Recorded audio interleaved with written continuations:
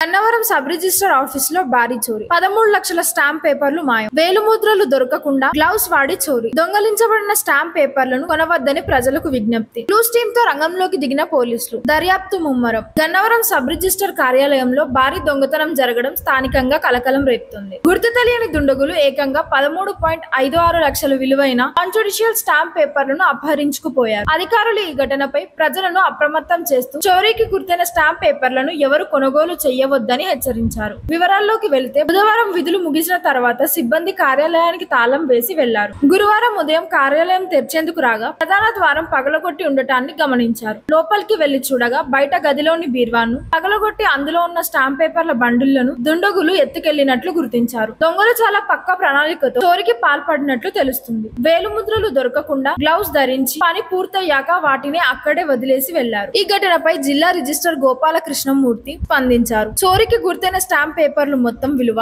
13,56,300 అని ఆయన నిర్ధారించారు. దొంగతనానికి గురైన సిరీస్ నెంబర్లను స్టాంప్ పేపర్లను ప్రజలు ఎవరు కొనవద్దని వాటితో లావాదేవీలు జరపవద్దని ఆయన విజ్ఞప్తి చేశారు. ఈ నెంబర్ల స్టాంపులు ఎక్కడైనా కనిపిస్తే వెంటనే పోలీసులకు గాని సమీపంలో ఉన్న సబ్ రిజిస్టర్ కార్యాలయానికి గాని సమాచారం అందించాలని కోరారు. చోరీకి గురైన స్టాంప్ పేపర్ల వివరాలు: ₹50 స్టాంపులు కోడ్ నెంబర్లు BA748201 నుంచి BA751000 వరకు, BA751201 నుంచి BA752000 వరకు. ₹100 స్టాంపులు కోడ్ నెంబర్ DE815701 నుంచి DE816000 వరకు, DD827401 నుంచి DD828000 వరకు. సిబ్బంది ఫిర్యాదు మేరకు పోలీసులు కేసు నమోదు చేశారు. టీం సహాయంతో సంఘటన స్థలంలో ఆధారాలు సేకరించారు. దర్యాప్తు ముమ్మరం చేశారు. ప్రభుత్వ కార్యాలయంలోనే ఇంత పెద్ద మొత్తంలో స్టాంప్ పేపర్ల చోరీకి గురవ్వడం అధికారులను విస్మయానికి గురి చేసింది.